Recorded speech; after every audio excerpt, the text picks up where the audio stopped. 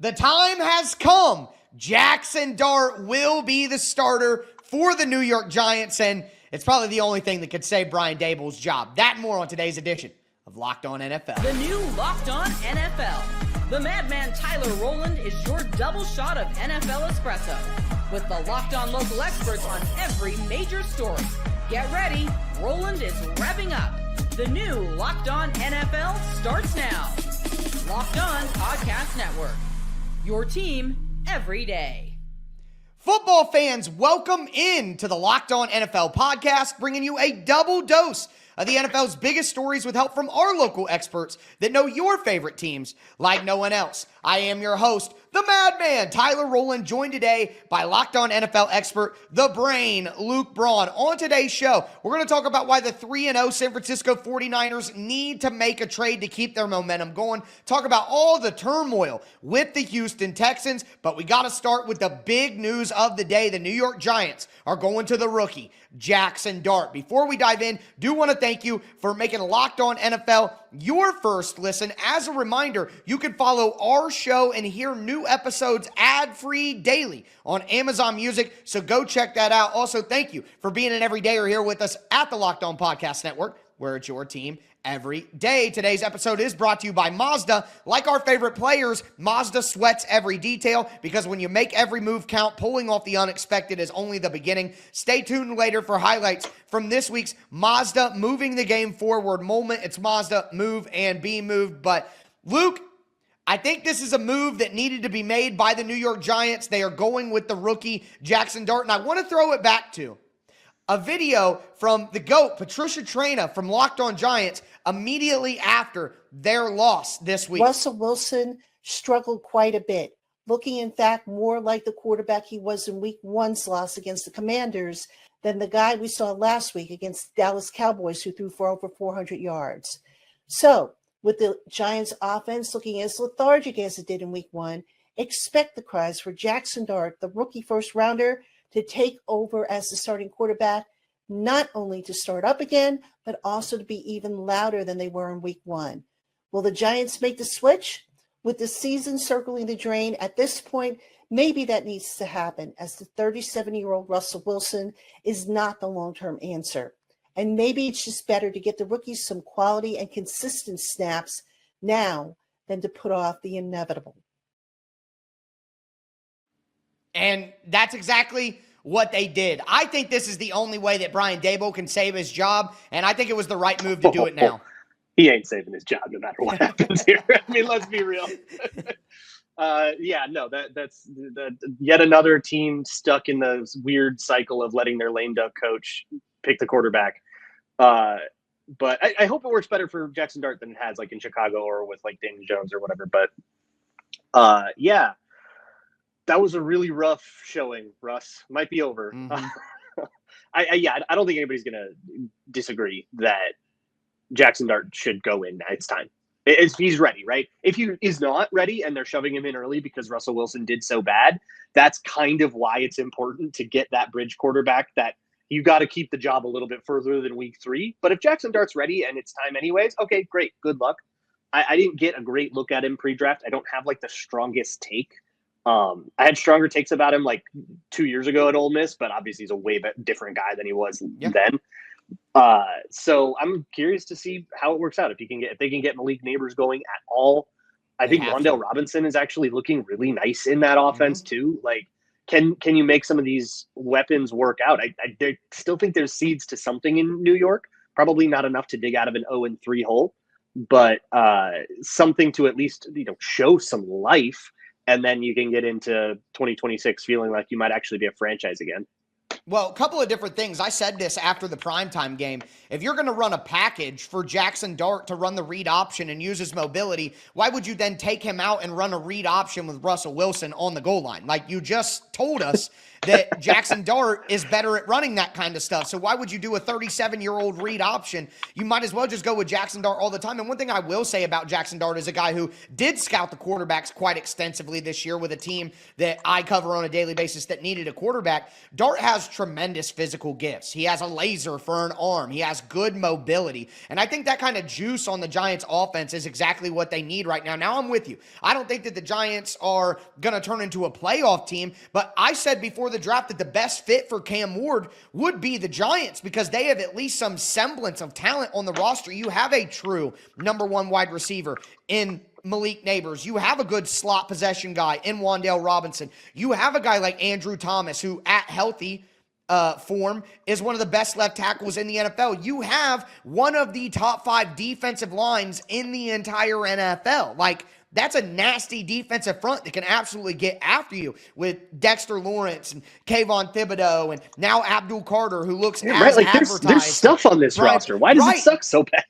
There is some talent. Well, at that point, you got to talk about coaching. But with that, thank you for the softball, Luke. The reason that I think that this actually helps Brian Daboll keep his job is because I think a rookie quarterback gives you a wider berth of outcomes that can keep your job. I think if you leave Russell Wilson in for the entire season, you need to win 6 or 7 games, 8 games to show that you deserve to keep your job. With Jaxson Dart, that number goes down. You could say, hey, it's a rookie quarterback. He went through some things. He was a guy coming out of an Ole Miss offense that wasn't really that pro ready anyway. But if you get 3 or 4 wins and Jaxson Dart does some exciting things, if you're Brian Daboll, you can go in there and say, hey, look, we're on the right path. It's happening, yeah. Like things are happening. Things are starting to come together. Give me another offseason of development where he's the full-time starter, and next year we're going to be playoff competitive. Whether that's true or not, you don't know, but I think it gives Brian Daboll a better argument to save his job by he doesn't have to win as many games as he would have to with Russell Wilson, with Jaxson Dart to kind of make his case. Yeah, I think if you're like Giants ownership, that's still a tough sell. It's like, man, you have been basically nothing. You haven't even sniffed a division title the whole time you've been here. And Daniel Jones looking so good with the Colts doesn't help make that case either. It does not. And there was one good year, 2022. That was a good year. Giants figured it out. Mm-hmm. Won a playoff game. But like outside of that, yeah, they did. I was at it. But outside of that, what has Brian Daboll ever accomplished? Why are we holding on to this guy? Or look at some of these other teams that have done a good job developing their quarterbacks. Pick somebody off that staff and say, give that guy. Oh, Jaxson Dart's figured a couple things out. Okay, now here's like a true QB development guy. We can maybe get this guy into playing shape. That's what they did with Daboll, though. They pulled him from Buffalo because he developed Josh Allen. What if they go get Joe Brady now? That would be hilarious. That would be funny. I always thought of Brian Daboll more as like a scheme guy. Like you're getting him because he calls a really good offense, and what the Giants were coming off of were like they really felt like they needed, like a good innovative offense. I never thought of Daboll much as like the QB whisperer type of developmental guy. Like, go get someone's QB coach that did a good job and see what that could be. Yeah, I think that would make a ton of sense, but it's going to be tough sledding for Jaxson Dart. They play the Chargers this week. Then they get the Saints after that, which is a game that the Giants absolutely have to win over the Saints if Daboll wants to keep his job. But then they go Eagles, Broncos, Eagles, 49ers. That does feel like someone getting fired kind of day, doesn't it? It certainly does. But speaking of someone getting fired, I got to do a little bit of home cooking, folks, because the second biggest story in the NFL on Tuesday is Brian Callahan, the Tennessee Titans head coach, relinquishing play calling duties and handing them over to quarterback coach Bo Hardegree. Hardegree was the interim play caller for the Las Vegas Raiders when Antonio Pierce took over midway through the season in 2023. Callahan looks like a guy who is 1 foot out the door after this. Luke, I have my thoughts, obviously, as someone who covers the Titans, but from an outside perspective, what are your thoughts on that news? It's just, I'm sure it's a fine decision, but boy, that is a death flag. That might as well, it's like a horror slasher movie. Yes. When 2 kids start hooking up is like about what I'm looking at. Like this is about to get really bad. But what I will say is about the Titans generally. This is what I every time I've looked at the Titans, I've been like, man, Cam Ward's got some of the goods. Like, I feel like he does. that's like he's got something going on there, and everything else around him is so bad that you can't tell unless you're really looking for it. Yes. But I feel like if I'm a Titans fan, this is not a season that you were going anywhere ever. That was never going to be the season. Yeah. And you just kind of care if Cam Ward looks okay. So, like, of all the teams in that hole, of all of the 0-3 teams, and we're about to talk about them, I feel like Titans fans are probably the ones the least upset about. Like, should be the ones the least upset because their QB looks good, and that means we have a future. Everything else can be replaced in the offseason. 100%. A few off seasons, but I think getting the coach right to build with that quarterback is very, very important. And I think what we're seeing right Titans now and Giants might be looking for the same guys. Exactly. Brian Callahan is not the guy to do that. And here's my take on it. Brian Callahan was hired as that quarterback whisperer, as that offensive scheme guy, blah, blah, blah. So if you give up the play calling duties, what are we really looking at here? It's like I hired a guy to be this kind of guy, and he's not. Brian Callahan's not a CEO-style head coach. If the Titans wanted a CEO-style head coach, like a Dan Campbell, like a Nick Sirianni, like a Mike Tomlin, then you should have just kept Mike Vrabel if that's what you wanted. Brian Callahan was not billed as that guy, so you could take a slow fish out of the water and say, focus all your energy on climbing trees. That fish is still not going to learn how to climb trees. So asking Brian Callahan to be a CEO-style head coach is just not what he was meant to be. And that's why I think regardless of this move and what happens, it's 1 foot out the door and the second foot is Callahan getting fired. And now it's time to reorganize things. Can I throw you a pitch for the Titans or Giants? I would love it. It starts with a question. Do you think Jordan Love has gotten better over the last couple of years? No. Okay, never mind. I think he's about the same player that he has been. He's great avoiding sacks. He has high-level arm talent, but he makes stupid mistakes all the time. Okay. Well, you're going to go Tom Clements? No, I was going to say Sean Mannion. He's the QB coach now. Oh, okay. That's like fair recent enough. Improvements. I personally I'm looking at a guy like Joe Brady, Cliff Kingsbury, maybe Josh Grizzard. Like guys in that ilk, but would be interesting if they go back to the Matt LaFleur, who they should have hired instead of Mike Vrabel, and get somebody off of his staff. But with that being said, we do got to talk about some of these 0-3 teams like the Houston Texans, who are in a lot of turmoil. Today's episode is brought to you by Mazda. Mazda crafts cars for those who do more than simply move. Mazda delivers confidence with every ride, with more IIHS Top Safety Pick awards than anyone else as of August 2025. Whether it be footwork to breathwork, athletes sweat all the details. Mazda brings the same intention to how they craft every model. You can feel the Japanese craftsmanship in every detail, from the metallic accents to the available Napa leather upholstery. You can make everyday drives feel like anything but. From smooth handling to intuitive controls, with all-wheel drive standard in every crossover SUV, you can drive with confidence through almost any season. I personally drive a Mazda CX-5.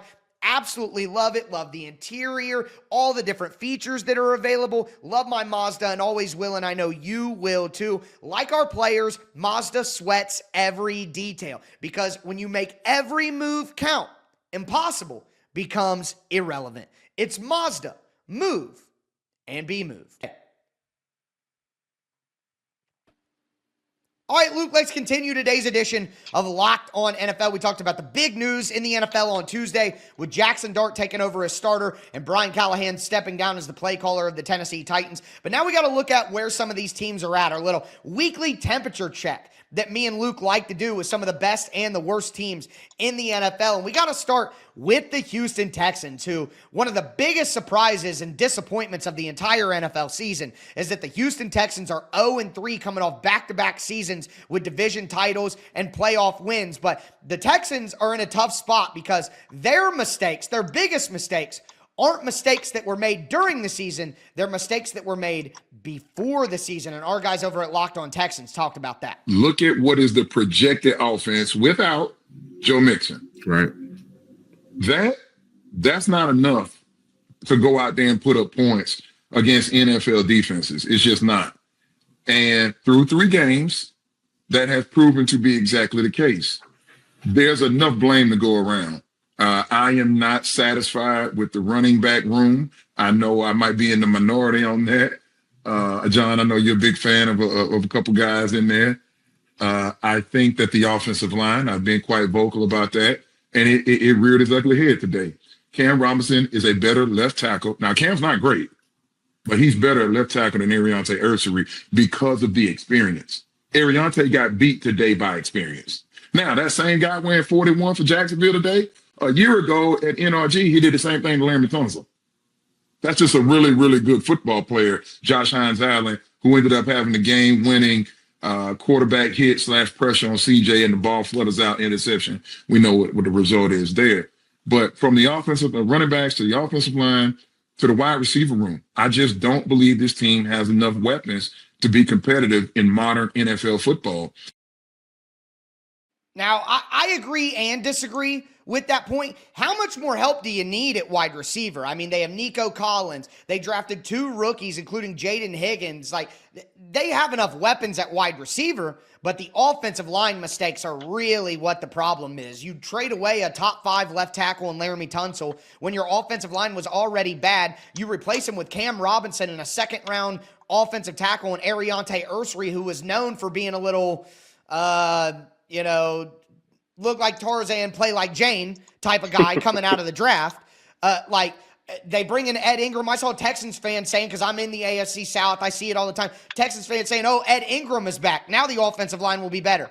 If you're hoping and wishing and praying for Ed Ingram to fix your offensive line, I'm also a Lakers fan in the NBA, and it's like when people are saying, can't judge this team until Trevor Ariza is back. Well, Trevor Ariza is 34 years old and on his last legs.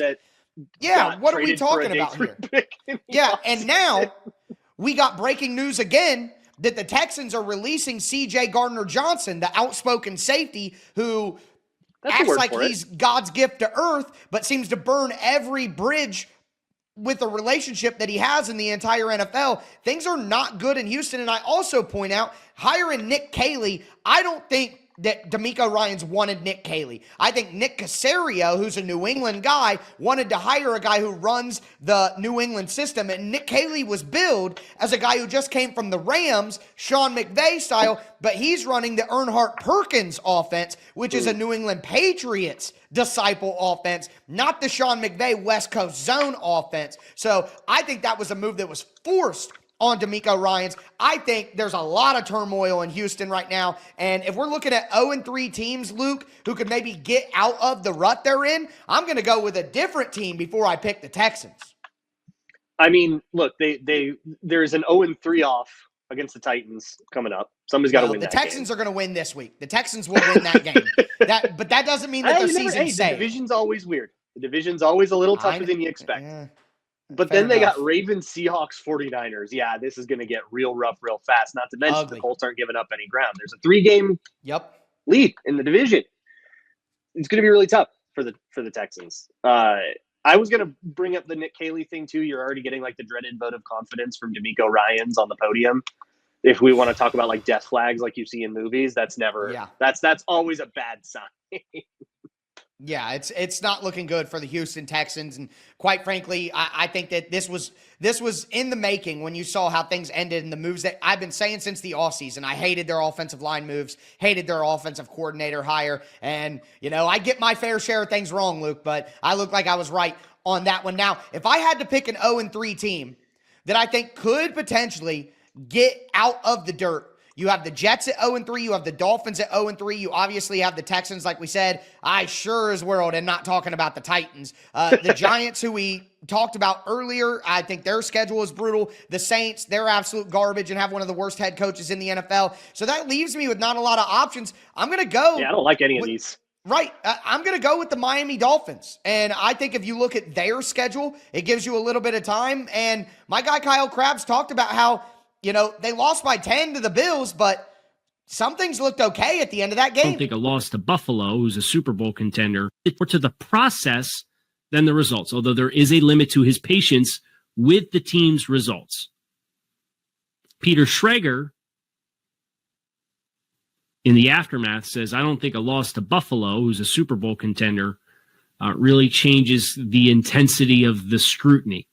But if the Dolphins were to lose twice in as many weeks on primetime at home against the Jets, I think maybe that's where you would start to see the needle move. So make no mistake, the playoffs are busted. If the Dolphins end up going 9-5 and finish 9-8, but they miss the playoffs, like I think that's probably a scenario in which you're looking at.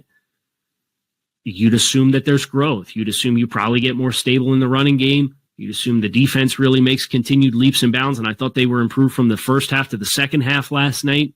Not that that makes you feel any better about a loss and giving up 31 points. And I get that. But James Cook had like 74 rushing yards in the first 20 minutes of the game. And Josh Allen went through you twice like it was nothing. And then you gave them a short field off the interception and you roughed the punter to give them 10 points in the fourth quarter. So I felt the defense kind of found themselves a little bit. I think that will continue to be the case.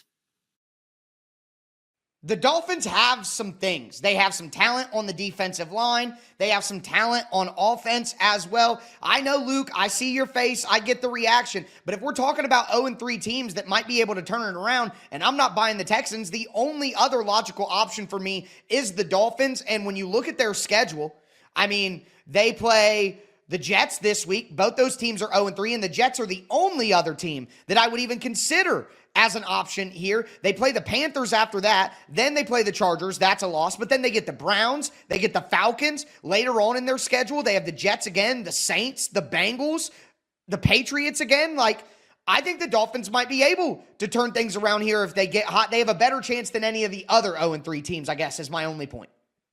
I just do not believe in the Dolphins. I didn't believe in the Dolphins coming in. I don't really see why we believe anything will be different about the Dolphins. And if like the vibes are just as bad, man. Like I feel like who would Mike you take McDaniel though? The Jets? Are you going with the Jets? Well, okay. nobody. Make the case for the Jets, though. I was going to make the case for the Jets. I think that of all of those, 6 teams, the Jets are the only team that have shown a breath of life in this season.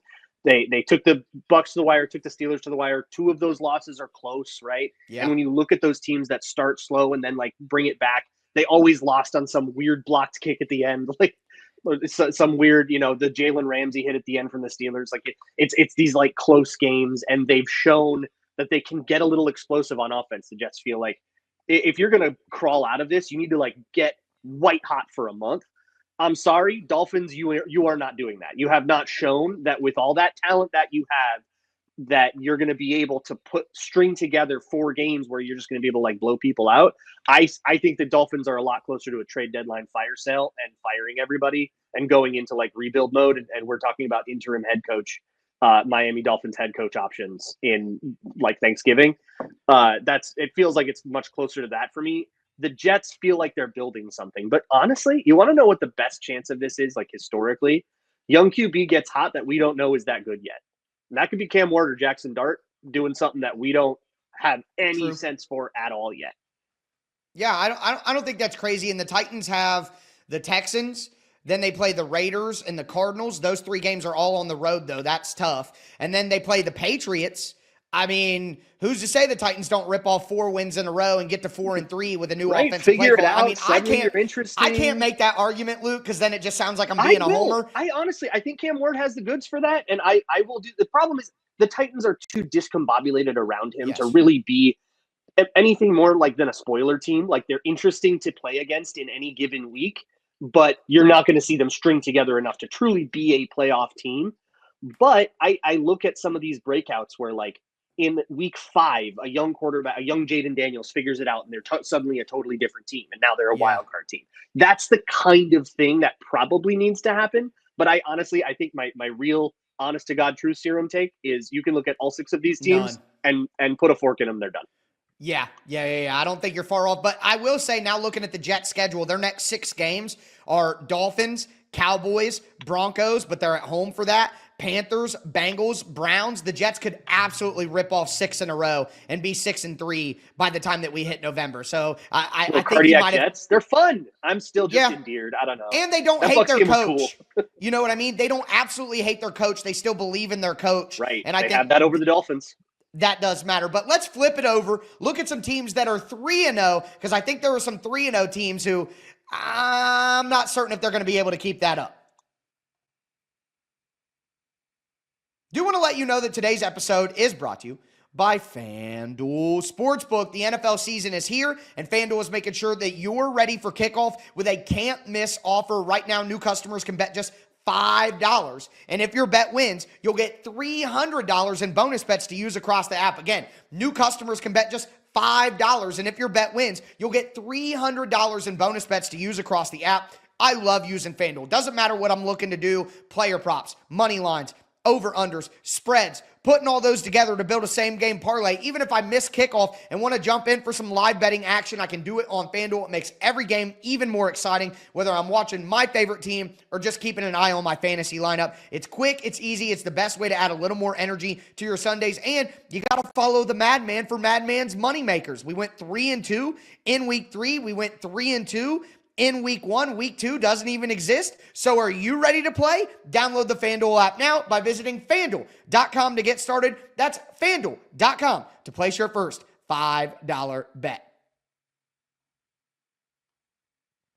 All right, Luke, let's cap off today's edition of Locked On NFL. We talked about the big news on Tuesday with Dart and Callahan. We talked about the 0-3 teams that we believe in. The answer is probably none, but maybe a rookie quarterback or an AFC East team could make a push here. But now I want to talk about a 3-0 team that I don't quite believe in either, and it's the San Francisco 49ers. And they just have so many injuries, and now we have the Nick Bosa thing. But my guy Brian Peacock from Locked On 49ers thinks that they could be looking to make a move to replace Bosa. You can throw all the names out there. I'm seeing Trey Hendrickson, Bradley Chubb, Cam Jordan. You can kind of start to look at teams that are not doing very well. Danielle Hunter showing up here. Man, how disappointing have the Houston Texans been so far this year? You're not getting Anderson from them, but Danielle Hunter maybe is an interesting name that I hadn't thought of until I saw that from Tony here in the chat. So a lot of names out there, a lot of players that could potentially be traded for. And, judging by the answer from John Lynch when he was asked about the Micah Parsons thing. And that's when you have Nick Bosa, and he's kind of the guy that he's always said, look, we're going to make calls, and they're an aggressive organization. So I won't be shocked at all. And if they can find a player where they don't have to give up that much and maybe end up salary-wise, something can work out where a team picks up some salary and you can get a sweetheart of a deal, then I would think the 49ers would be extremely interested, because they're still going to go try to win this year, and they probably are looking ahead at a lot of players they're getting back and feel really good about being 3-0, as banged up as they have been to start the year. And a name that makes a ton of sense also is Trey Hendrickson. The Bengals season is going to be over soon, and Burrow ain't coming back. And then they're going to have the same financial argument with Trey Hendrickson again next offseason. If the Bengals just want to cut their losses, get ready for a draft where they're going to have a high pick and a good edge rusher class, get some extra capital, a Trey Hendrickson to the San Francisco 49ers trade makes a ton of sense, and it keeps San Francisco going and gives them hope still that they can get Hendrickson in, get Kittle back, get Ayuk back, get Brock Purdy back, still have Christian McCaffrey. Like, San Francisco can still push for a Super Bowl appearance if they fix that alpha edge rusher spot. Yeah, the Trey Hendrickson idea makes a lot of sense to me. That bridge is pretty burned. I don't think they're going to talk money at all. The contract is over at the end of this year. It voids in like February. I don't think they're going to work together and burn the candle at both ends to get a contract done. That's kind of what has to happen in those void year situations where you become a free agent in the third day of the league year or whatever. I don't think we're going to see that after the season. So Hendrickson, I think, is going to another team next offseason one way or another. If the 49ers want to purchase the exclusive negotiating rights, they can do that. It feels a little bit like I think the Bengals need to lose a couple more games before that happens. Yes, it feels like it happens more around the deadline, not now. Correct. And that means that you still have to paper this over in the meantime. Danielle Hunter's an interesting idea too. He does have a couple years left on his deal. He would. I just be don't under buy contract that, in Luke. 2026. I don't buy that the Texans are going to quit on their season like that. I just but don't we buy were that. just talking about the Dolphins doing a fire sale. So how about that Bradley Chubb idea? Yeah, that's a good one right there. And they That got a makes bunch a of lot young more sense. D-line. That one makes a lot of sense. Brian's right as always. There's a lot of options. And I think, again, it is supposed to be a very good edge rusher class in the draft. this year. And a lot of teams could be looking like, yeah, we have this good veteran edge rusher like a Bradley Chubb, like a Danielle Hunter, like a Trey Hendrickson, but if I can get some extra draft capital and take multiple swings like what the Falcons just did on edge rushers, I probably have a pretty good chance to replace that player with a younger player and then build up from there. So for a team that's not winning games and looking to rebuild, it could make more sense than in a normal year to trade away a veteran edge. Yeah. I don't have much to add to that. Yeah, well, it's a I'm deal great, that you Luke. can go What find. can you say? It's, right as always, Tyler. Oh, God. Well, let me ask you this then. You got the 49ers at 3-0. You got the Eagles at 3-0. You got the Bucks at 3-0. In the AFC, you have the Bills at 3-0, the Chargers at 3-0, and the Colts at 3-0. If you had to pick one of those 3-0 teams to fall off and not make the playoffs, who are you going with? I feel like there's two reasonable answers. If you're going to put the 49ers away and say they'll get a new player, they'll trade for an edge rusher to stop that. Colts and Bucks, right? Those are the ones. Yeah. I kind of am going to. So I want to go with the Bucks because of the close game fraudulence thing, and they were outplayed by the Jets and the injuries. They got outplayed by the Jets in that game statistically, pretty hard, which informs my Jets take. So I kind of the Bucks is the other side of that. But I kind of Baker's got the devil magic in him, man. He does. I kind of just think they have done this. They've been this for so long. Who am I to say that they can't keep doing it? Surely someone will figure out how to make the Colts punt, right? The Titans made them punt once. So, they got one punt out of them there, but surely someone will crack this nut, right? But at the same, I guess the Jaguars being 2-1 are kind of right at their heels. Yeah. So if the Colts do fall off, they aren't just gifted the division, even though two of the teams in it are 0-3. The Jaguars and Colts are gonna have it. Oh man. But that means the Colts have to beat the Jag. Oh yeah, this is cursed. The Colts are gonna have to beat the Jags in Jacksonville probably to link up that division. They never play well in that game. No, they don't. They never do. But hey, ask Colts fans, and Daniel Jones is the second coming of Joe Montana now. It's been 3 weeks. He's 3-0. He beat the Dolphins and the lowly Titans. Indiana Jones, he's statistically leading the league. We have to take it seriously, right? I mean, what I don't take seriously about the Colts, though, is their pass rush. And that's ultimately going to be what prevents them from hitting their ceiling of, whether it be a playoff win. All I can tell you is the Colts are probably in line to win that division, but I will be betting my life savings on the Colts losing in the first round of the playoffs. They are just absolute fodder for an actual good team. For some spicy wild card team. Well, who is the spicy wild card team? They're going to get the Chiefs at home. You know who it's going to be, Luke? The Chiefs. You know who it's going to be? The Ravens. And that's a little lose that division? Yeah. I think because they're 1-2, huh? They're in trouble. They're 1-2. They play the Chiefs this week. They drop to 1-3. The Steelers win the division. The Ravens get the wild card. And then you got to play Kansas City or Baltimore in the first round of the playoffs. Good luck with that, Indianapolis. Yeah. That's all I'm saying about that. Or the angriest Chargers team of all time if the Chiefs do manage to figure out the AFC West for the 9th straight time. Yeah, and the Colts' pass rush is already an absolute disgrace. Imagine them going against the Chargers' offensive line. Hilarious. Give me a break. But either way, Colts fans are already so angry with me, and they just beat the Titans by 21 points at home and made the coach give up play calling duties. Yeah, they've been at me forever. But hey, everyone's always mad at the madman. That's what I do. With that being said, that is going to do it for today's edition of Locked On NFL. I am your host, the madman, Tyler Rowland, for my co-host, the brain, Luke Braun. As we tell you every episode, thanks for tuning in, and stay safe out there.